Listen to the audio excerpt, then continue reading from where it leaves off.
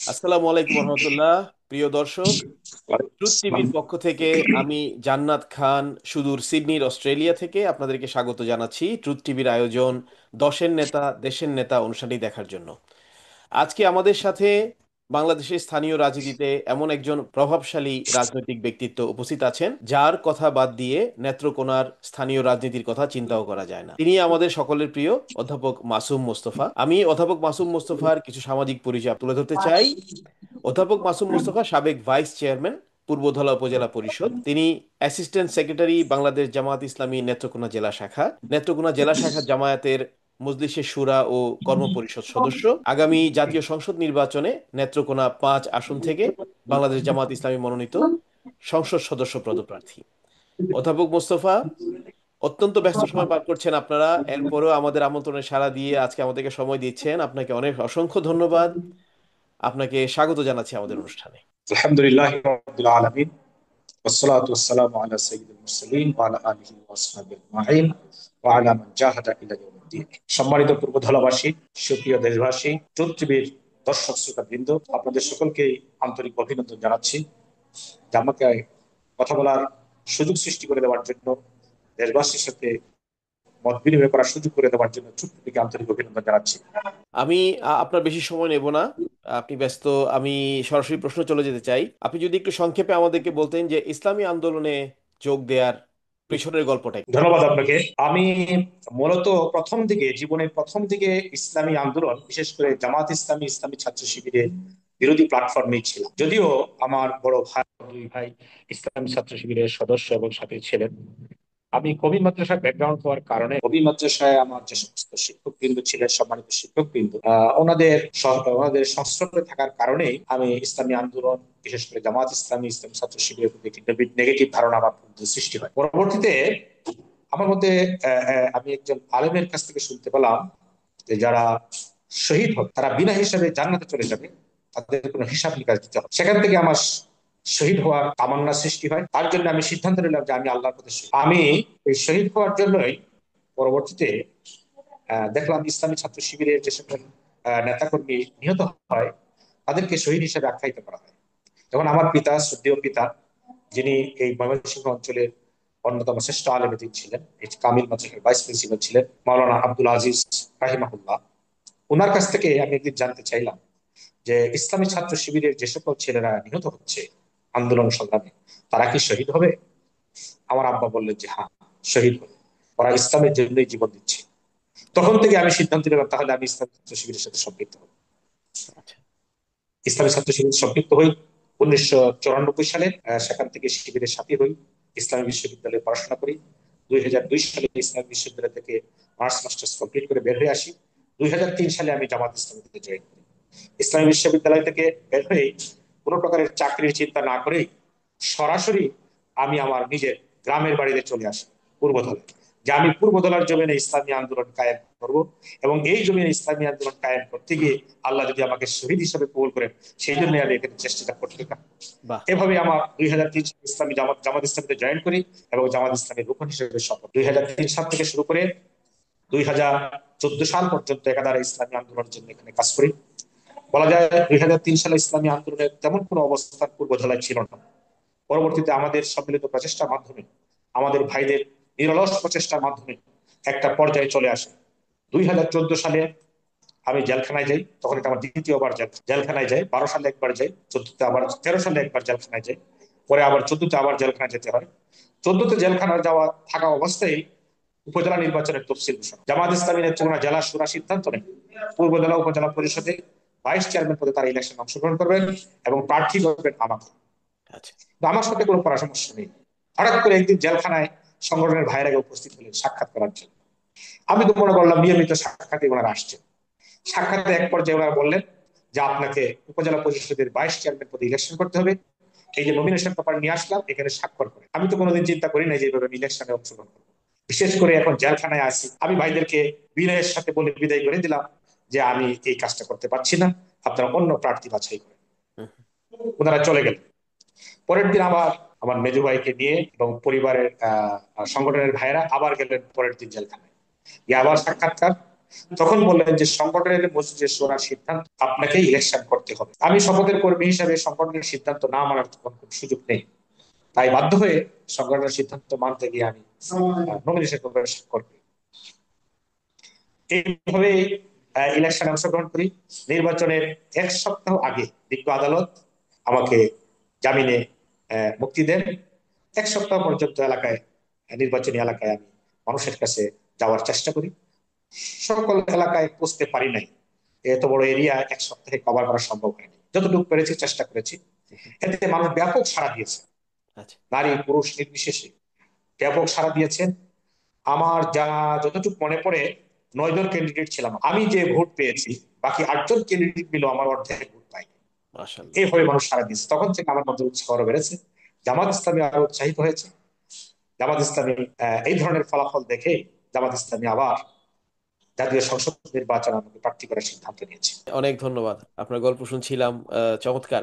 আপনি বললেন যে আপনাকে আহ, আহ, 3বার বা 4বার জেলে নেওয়া হয়েছে। আমি কি জানতে পারি যে এই এই নির্যাতন আপনার এই সরি ভাই, 3 বার না, 8 বার জেলে নেওয়া হয়েছে আমাকে, 8 বার 8বার জেলে নেওয়া হয়েছে। 8বার জেলে নেওয়া হয়েছে এবং এই 25টি মিথ্যা মামলা দিয়ে আমাকে হয়রানি করা হয়েছে। 25টা মিথ্যা মামলা! নির্যাতন কোন পর্যায়ে ছিল তখন ভাবলেই গা শিওরে ওঠে। এখানেই শেষ নয়, আমাকে ক্রস ফায়ার দেওয়ার জন্য চেষ্টা করা হয়েছে। আল্লাহর মেহরবানিতে সেখান থেকে আল্লাহ আমাকে মুক্ত করে নিয়ে এসেছে। ভাই, আপনার জীবনের যেই জেল জীবনের যে কথাটা বললেন, আপনি এমনি কোন কোন জেলে তারা আপনাকে, এটা কি শুধু আপনাদের জেলা জেলে নাকি আরো অন্যান্য কারাগারগুলো ছিল তার মধ্যে?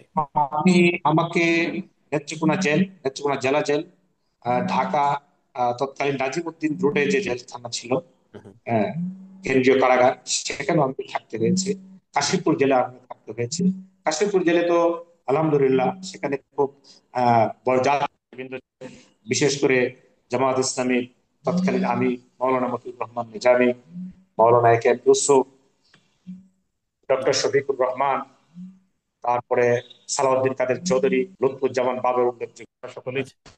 আমিও ওনাদের সাথে থাকার সুযোগ হয়েছিল, ওনাদের সাথে মত বিনিময় করার সুযোগ হয়েছিল আমার। অত্যন্ত আবেগঘন কিন্তু অনেক রিসোর্সফুল সময় হয়তো কাটিয়েছেন আপনারা নিশ্চয়ই। ভাই, আমি একটু আপনার এলাকার দিকে এবার ব্যাপারে একটু কথা বলতে চাই। আপনার মতে আপনার এলাকার প্রধান রাজনৈতিক সমস্যাগুলো কি কি, এগুলো সমাধানে কি পদক্ষেপ নেওয়ার আশা করছে? জি ধন্যবাদ। নেত্রকোনার বিশেষ করে পূর্বধলা, এখানে প্রধান সমস্যা হচ্ছে শিক্ষা, স্বাস্থ্য, অবকাঠামোগত সমস্যা, যাতায়াতের সমস্যা, কর্মসংস্থানের সমস্যা, আর মাদক তো একটা দেশব্যাপী সমস্যা, সেই সমস্যাও আমাদের পূর্বধলার মধ্যে বিরাজমান। এইগুলোই উল্লেখযোগ্য সমস্যা বলে আমি মনে করি। আল্লাহ রাব্বুল আলামিন আমাদের যদি সুযোগ দেয়, জি। আমরা ইনশাআল্লাহ এই সমস্যাগুলো সমাধানকে প্রায়োরিটি দিয়ে আমরা এগুলো কাজ করার চেষ্টা করবো। বিশেষ করে শিক্ষা, স্বাস্থ্য, যোগাযোগ, এই বিষয়গুলোকে আমরা প্রায়োরিটি দিই। আর মাদককে আমরা এই এলাকা থেকে মাদক মুক্ত করার জন্য আমরা সর্বোচ্চ প্রচেষ্টা চালাবো। যুব সমাজকে ধ্বংস করে দিচ্ছে মাদক মাদক তাই। সেই যুব সমাজকে মুক্ত করব, তাদের হাতে কর্ম তুলে দেওয়ার জন্য আমরা চেষ্টা করবো ইনশাআল্লাহ। অনেক ধন্যবাদ। আমরা ইদানিং একটি পরিবর্তন আমাদের জাতীয় রাজনীতিতে দেখলাম, যে একটা দাবির ব্যাপারে আপনার দল খুব নির্বাচনে পিআর পদ্ধতিকে ইমপ্লিমেন্ট করার, কিন্তু রিসেন্ট যে পরিবর্তন এসছে এতে মনে হচ্ছে যে পুরো নির্বাচন নয়, বাট উচ্চ কক্ষের নির্বাচনটা পিআর পদ্ধতিতে হবে, বাকিটা হয়তো ট্রেডিশনাল সিস্টেমে হবে। আমার প্রশ্ন আপনার কাছে, যদি পিআর পদ্ধতি আমাদের গোটা নির্বাচন ব্যবস্থায় প্রয়োগ করা যেত, তাহলে সাধারণ মানুষ কি কি সুবিধা পেত? ধন্যবাদ আপনাকে। পিয়ার পদ্ধতি সম্পর্কে যে সকল সম্মানিত ভোটারগণ অবগত আছেন বা অবহিত হয়েছে ইতিমধ্যে, তারা সকলেই এর প্রতি আগ্রহী হয়েছে। আমরা দেখতে পাচ্ছি গ্রামে গঞ্জে হাটে বাজারে যে সকল সচেতন নাগরিক পিয়ার পদ্ধতি সম্পর্কে অবগত হয়েছেন, তারা সকলেই এটাকে সমর্থন করছে। আমরা ইনশাআল্লাহ জামাত ইসলামীর পক্ষ থেকে সারা দেশে একটা বিশেষ অভিযান চালানো হবে পিয়ার সম্পর্কে জনগণকে অবহিত করার জন্য। ওই ওই অভিযান, এই কর্মসূচিটা বাস্তবায়ন করতে পারলে সারা দেশের ম্যাক্সিমাম ভোটার তারা পিয়ার পদ্ধতিকে সমর্থন করবে বলে আমি মনে করি। দ্বিতীয়ত, যে সকল রাজনৈতিক দল, বিশেষ করে ছোট ছোট রাজনৈতিক দল যেগুলো আছে, ওনারা পিয়ার পদ্ধতির ব্যাপারে খুবই উৎসাহ বোধ করছেন। তারা মনে করছেন এই পদ্ধতিতে যদি ইলেকশন হয় তাহলে তারাও সংসদে অংশগ্রহণ করতে পারবে। তাই। আর সবচেয়ে বড় বিষয় যেটা, যার যে জাতি স্পেশালি ছিল বিগত 17 বছর একটি ফেসিস্ট একটি সরকারের নির্যাতনে, যদি পিয়ার পদ্ধতি চালু হয় তা আশা করা যায় সেই ধরনের ফেসিস্ট এই দেশে রাজনীতিতে আর জন্ম নেওয়ার সুযোগ থাকবে না বলে আমরা মনে করি। আমার পরবর্তী প্রশ্ন, যেই কথিত অভিযোগে আপনাদের জাতীয় নেতৃবৃন্দকে ফাঁসি দিয়ে নির্যাতনের শিকার করে হত্যা করা হয়েছে, সেই অভিযোগ বর্তমান জামাত ইসলামের নেতৃবৃন্দের প্রতি, কর্মী সমর্থকদের প্রতি ওঠাতে চাচ্ছে। এই সমস্যাটা কিভাবে আপনারা মোকাবেলা করবেন? আপনি বলেছেন কথিত কথিত বিচার, এর দ্বারাই প্রমাণিত হয়ে গেছে এই বিচার গোটা বিশ্বের বিচার সচেতন ব্যক্তি যারা আছে বা ইনস্টিটিউট যেগুলো আছে, প্রত্যেকেই মনে করেন এটা ছিল জুডিশিয়াল কিলিং, ন্যায় বিচার সেখানে প্রতিষ্ঠিত হয়নি। জুডিশিয়াল কিলিং এর মাধ্যমে শুধুমাত্র রাজনৈতিক উদ্দেশ্যে জামাত ইসলামী নেতৃবৃন্দকে হত্যা করা হয়েছে, জুডিশিয়াল কিলিং করা হয়েছে। এই ব্যাপারে সচেতন মহল সকলেই একমত। আমরা এখন যারা আমাদেরকে রাজাকার ট্যাগ দেওয়ার চেষ্টা করছে, আমি মনে করি খুবই দুঃখজনক। কারণ উপরের দিকে যদি থুতু দেয়, সেই থুতু কিন্তু আমার উপরে এসে পড়ে। যে সকল রাজনৈতিক বন্ধুরা আমরা একসাথে ছিলাম স্বৈরাচারের পতনের আন্দোলন, আমরা একসাথে করেছি হাতে হাত রেখে, কাঁধে কাঁধ রেখে, তারাই যদি আবার এখন আমাদেরকে রাজাকার বলেন, তাহলে এই দায় থেকে ওনারাও মুক্তি পাবেন না। জনগণ ওনাদেরকে এই অভিযোগ থেকে মুক্তি দিবে না। এজন্য আমি আমাদের রাজনৈতিক বন্ধুদেরকে বলবো যে আপনারা এখান থেকে সরে আসুন। রাজনীতিতে, গণতান্ত্রিক রাজনীতিতে ভিন্ন মত থাকবে, প্রতিযোগিতা থাকবে, কিন্তু শত্রুতা থাকবে কেন? হিংসা থাকবে কেন? বিদ্বেষ থাকবে কেন? আমরা একজন আরেকজনের প্রতিযোগী, আমরা প্রতিদ্বন্দ্বী নই। আমাদের বন্ধুদেরকে বলবো, আপন দুই ভাই, তিন ভাই, সহোদর ভাই একসাথে থাকে, একসাথে বড় হয়, একসাথে খায়, একসাথে পড়াশোনা করে, প্রয়োজনেই তারা পৃথক হয়। আমরা একসাথে ছিলাম দীর্ঘদিন, প্রয়োজনেই একসাথে ছিলাম, এখন প্রয়োজনেই আমরা পৃথক হয়েছি। এই জন্য তো আমরা শত্রু হতে হবে না পরস্পর। আমরা শত্রু মনোভাব ওনাদের সাথে চাই না, আমরা বন্ধুর মনোভাব চাই। আমরা ওনাদের সাথে গণতান্ত্রিক আচরণ চাই, আমরাও ওনাদের গণতান্ত্রিক আচরণ চাই। আমরা গঠনমূলক সমালোচনা চাই, আমরাও ওনাদের গঠনমূলক সমালোচনা করতে চাই। এবং আমাদের সম্মানিত আমিরে জামাত বলেছেন, যদি আমাদের কেউ গঠনমূলক সমালোচনা করে, আমরা তাকে ওয়েলকাম জানাবো, আমরা তাকে অনার করব। আপনাদের ব্যাপারে যেটা শোনা যায় যে অতীতের যে কোনো সময়ের চেয়ে আপনার দল এখন সবচেয়ে শক্তিশালী অবস্থানে রয়েছে। ফ্যাসিস্ট আমলে আপনাদের উপর করা হলো নির্যাতন, জুলুম, হত্যাকাণ্ড। দল হিসাবে আপনারা হলেন শক্তিশালী। ধন্যবাদ।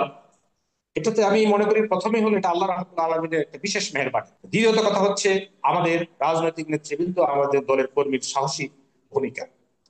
ওনারা জীবন বাজি রেখে আল্লাহর দিনকে বিজয় করার জন্য প্রচেষ্টা চালিয়ে গিয়েছেন। ওনারা নিরাশ করেননি, ওনারা হতাশ করেননি, ওনারা ভয় পাননি। ওনারা সাহসিকতার সাথে সমস্ত পরিবেশ মোকাবেলা করে সংগঠনকে ধরে রাখার জন্য চেষ্টা করেছেন।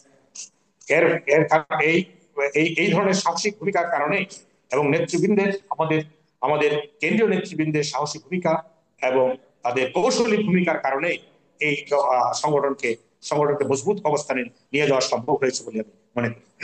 আচ্ছা, তো এই এই যে ফ্যাসিস্ট আমলে যে যে নিপীড়ন নির্যাতন হলো, আমরা আপনার এলাকার ভোটারদের সাথে, আপনার যারা সমর্থক আছে, কর্মী আছে, তাদের কাছে জানতে পেরেছি যে ফ্যাসিস্ট আমলে এমনও ঘটনা ঘটেছে যে কোনো বিয়ের দাওয়াতে আপনাকে যদি অতিথি করা হয়েছে, যিনি অতিথি করেছেন তিনি রাজনৈতিক প্রতিহিংসার শিকার হয়েছে। এই ঘটনাটা কতটুকু সত্য?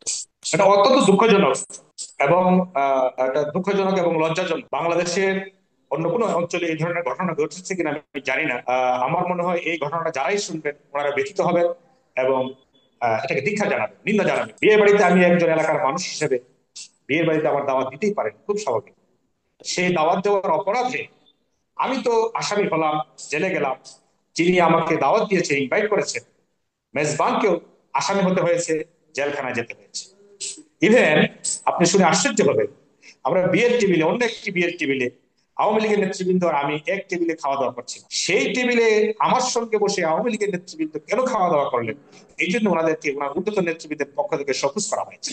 যদিও আমার পক্ষ থেকে কোনো ধরনের আপত্তি ছিল, আমি তো সবার সঙ্গে মিলেমিশেই আছি। আমি ভোট পেয়েছি, জনগণের স্বতঃস্ফূর্ত ভোট। আওয়ামী লীগ, বিএনপি, জাতীয় পার্টি, সকল দলের মানুষ আমাকে ভোট দিয়েছে। হুম, হুম। সবার সঙ্গে মিলেমিশে আমি আছি। আমি মনে করি গণতান্ত্রিক রাজনীতিতে একজন জনপ্রতিনিধি দল থেকে তিনি মনোনীত হন, কিন্তু নির্বাচিত হওয়ার পরে তিনি আর দলের আহ, ব্যক্তি থাকেন না। তিনি হন জনগণের, তিনি হন সকল জনগণের, আপামর জনগণের।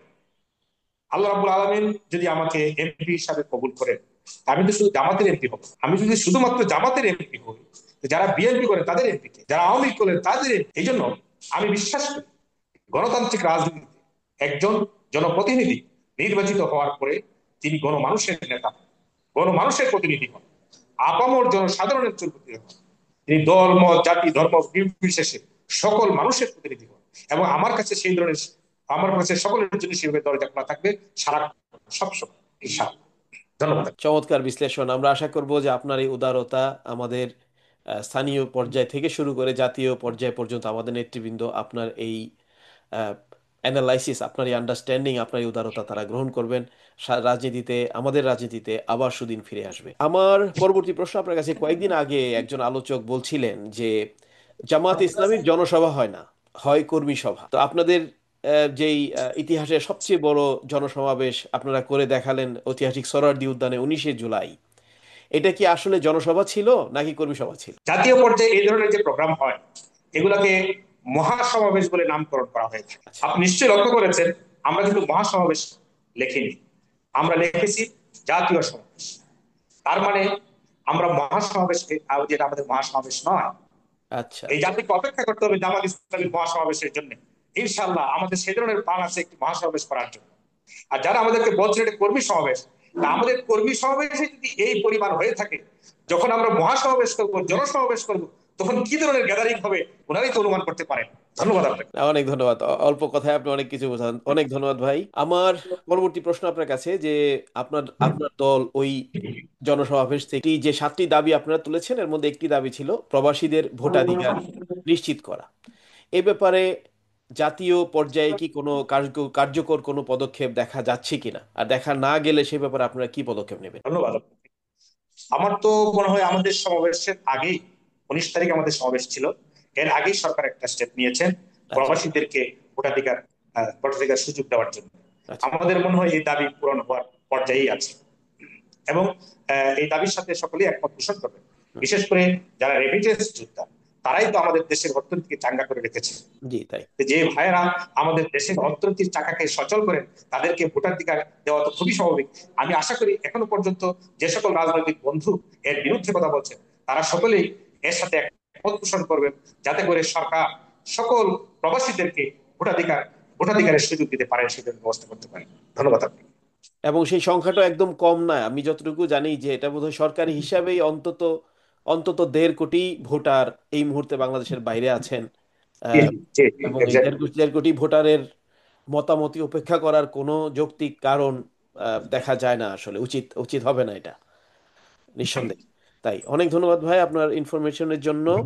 আচ্ছা, আমার সর্বশেষ প্রশ্ন আপনার কাছে, আমাদের মাধ্যমে, ট্রুথ টিভির মাধ্যমে আপনার এলাকার জনগণ সহ দেশের জনগণকে কি মেসেজ দিতে চান? আমি আবারও আপনাকে ধন্যবাদ জানাচ্ছি যে আমাকে আমার এলাকার জনগণ এবং দেশবাসীকে আহ, আমার বক্তব্য তাদের কাছে তুলে ধরার একটা সুযোগ করে দিয়েছে। আমি রাজনীতিতে চেঞ্জ নিয়ে আসছি, পরিবর্তন নিয়ে আসতে চাই। বিগত 54 বছরের রাজনীতির যে কালচার, যে সংস্কৃতি, সেই সংস্কৃতি থেকে আমি রাজনীতিকে বের করে নিয়ে আসতে চাই। দখলদারিত্বের রাজনীতি, টেন্ডারবাজির রাজনীতি, ঘুষ দুর্নীতির রাজনীতি, চাঁদাবাজির রাজনীতি, এই ধরনের প্রতিহিংসার রাজনীতি, এই সমস্ত রাজনীতি থেকে গুণগত পরিবর্তন নিয়ে আসতে চাই। একটি সুস্থ ধারা রাজনীতি, প্রকৃত অর্থেই গণতান্ত্রিক রাজনীতি, মুখে মুখে বক্তৃতায় গণতন্ত্র আর মনে স্বৈরতন্ত্র, এই যে মানসিকতা, এই মানসিকতা থেকে আমি রাজনীতিকে বের করে নিয়ে আসতে চাই।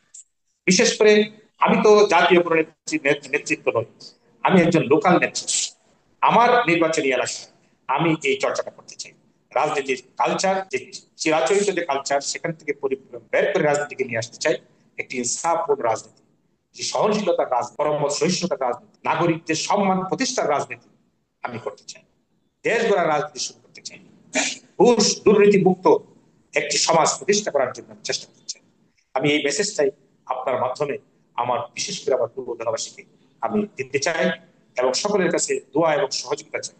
আমি যে স্বপ্ন দেখি, যেই ধরনের রাজনীতির স্বপ্ন দেখি, সেই রাজনীতি স্বপ্ন পূরণে আমি পূর্ব ধলাবাসীর দল মত নির্বিশেষে, জাতি ধর্ম বর্ণ নির্বিশেষে আপামর জনসাধারণের, বিশেষ করে সকল ভোটারদের আমি আন্তরিক সহযোগিতা চাই। তাদের ভোট চাই আমার দাঁড়িপাল্লা প্রতীকে, যাতে করে আমি সেই একটি সুস্থ ধারার রাজনীতি পূর্বদলায় প্রতিষ্ঠিত করতে চাই, যেই রাজনীতির মাধ্যমে সকল মানুষ উপকৃত হবে, দলমত নির্বিশেষে, জাতি ধর্ম নির্বিশেষে সকল মানুষ তার অধিকার ফিরে পাবেন, সকলেই সেই রাজনীতি দ্বারা উপকৃত হবে। ধন্যবাদ আপনাকে। অনেক ধন্যবাদ অধ্যাপক মাসুম মুস্তফা, এত ব্যস্ত সময়ের মধ্যে আমাদের জন্য সময় বের করার জন্য। আপনার ব্যাপারে আপনার এলাকাবাসী পূর্বেও যে সিদ্ধান্ত নিয়েছে, সেই সিদ্ধান্ত বিচক্ষণ সিদ্ধান্ত ছিল বলে আমরা মনে করি। আমরা আশা করি আপনার এলাকার ভোটাররা, সাধারণ মানুষ, দলমত নির্বিশেষে, জাতি ধর্ম নির্বিশেষে তারা আবারও সঠিক সিদ্ধান্ত নেবেন, পছন্দের নেতাকে নির্বাচিত করে সামনের সংসদে তাকে যাওয়ার সুযোগ করে দেবেন। আমাদেরকে সময় দেওয়ার জন্য অসংখ্য ধন্যবাদ। আবার দেখা হবে অন্য কোনো অনুষ্ঠানে, অন্য কোনো অকেশনে, ইনশাআল্লাহ। ততদিন পর্যন্ত ভালো থাকবেন, আমাদেরকে দোয়ায় রাখবেন। আপনাকেও ধন্যবাদ। আপনার মাধ্যমে আপনার ট্রুথ টিভির সমস্ত কলা কৌশলী কর্মকর্তা কর্মচারী সকলকে ধন্যবাদ জানাচ্ছি। সাথে সাথে প্রবাসী, আমার পূর্বধলা উপজেলার যে সকল প্রবাসী ভাইরা দেশের বাইরে আছেন, রেমিটেন্স যোদ্ধা যারা দেশের জন্য, দেশের অর্থনীতির চাকাকে সবল করার জন্য সংগ্রাম করছেন, লড়াই করছেন, মাথার ঘাম পায়ে ফেলে কষ্ট করছেন, সে সকল ভাইদেরকেও আমি অভিনন্দন জানাচ্ছি, ধন্যবাদ জানাচ্ছি। আজকের মতো এখানে শেষ করলাম। আল্লাহ হাফেজ। বাংলাদেশ জিন্দাবাদ। বাংলাদেশ জামাত ইসলামী জিন্দাবাদ। দাঁড়িপাল্লা জিন্দাবাদ। আসসালামু আলাইকুম ওয়া রাহমাতুল্লাহি ওয়া বারাকাতুহু। ওয়ালাইকুম আসসালাম। আপনি ভালো থাকবেন, আমাদেরকে দোয়ায় রাখবেন।